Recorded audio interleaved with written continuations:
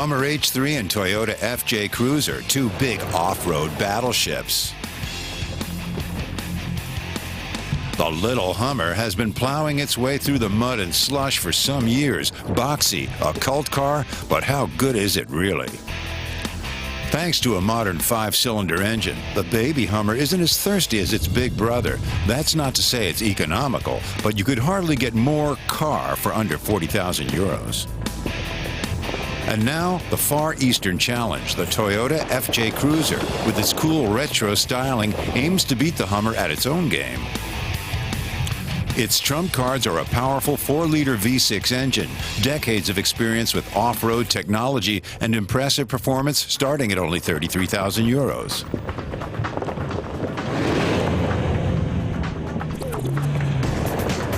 The FJ Cruiser now has to compete against the Hummer on tough terrain. With the automatic version, you can select 4-wheel drive, but the distribution between the wheels remains manual.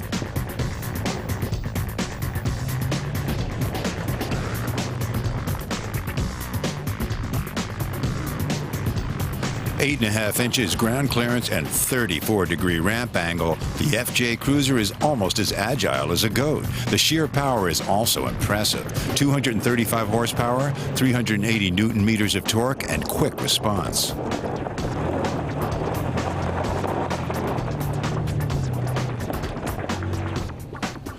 If the Cruiser does get stuck, even at low ratio, then the optional lock diff will help. Press the button, and the Nippon Express carries on.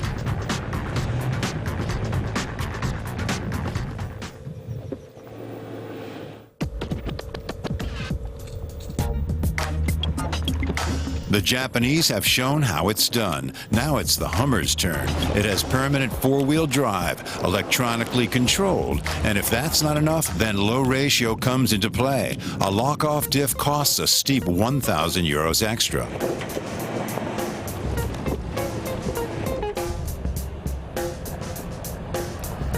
But if you think the Hummer is a lifestyle car for city boulevards, you're wrong. According to the manufacturer, the H3 is the only vehicle in its class that can scramble over a 15-inch wall. Hard to imagine with only 8.5 inches ground clearance, but it certainly does extremely well off the beaten track.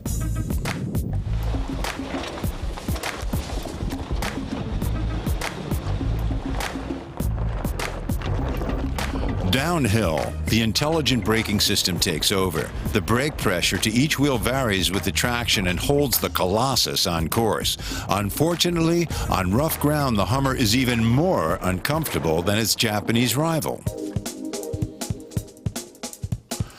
Visually, they're worlds apart. The Hummer is military and futuristic, a radiator grille like a wardrobe, and chrome to excess. Lay it on with a trowel was the stylist's motto. The H3 is proud of its family background, a silhouette like a breeze.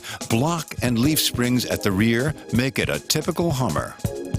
The FJ Cruiser is much more discreet. The overall effect is rounder, gentler, and more pleasing.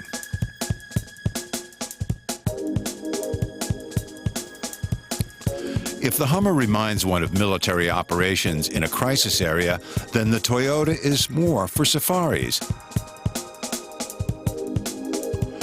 In design, its roots go back to the 60s. You can see that inside as well. The dashboard and instruments have a gently nostalgic touch. A pity they weren't consistent. Ugly knobs and gear lever and cheap-looking plastic rather spoil the retro effect.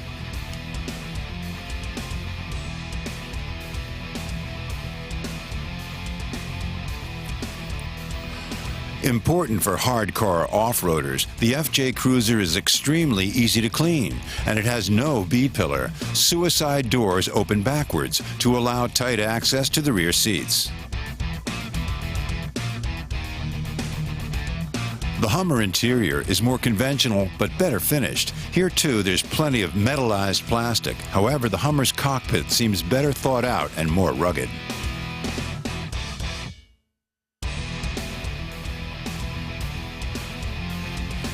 Typically American, lots of leg room in the back.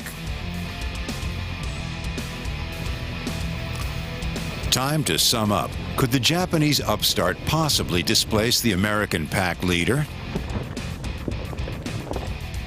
Where the H3 scores is in its prestige factor and off-road potential, but in terms of ride, it falls hopelessly behind. Though the Toyota costs less, it's really the better car both on and off the road, but it also consumes more fuel. You'll have to decide which is your own personal favorite. One thing's for sure, the FJ Cruiser is at least a match for the Hummer.